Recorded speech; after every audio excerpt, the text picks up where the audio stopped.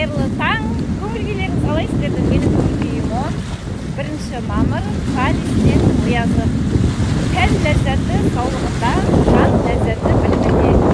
Барлық адамдар үнемі білім алу жолында болса екен деймін. Білім алу арқылы жаныңызды емдеп, барлық нәрселерге түсінік бере аласыз. Ой мен эмоцияны қозғаған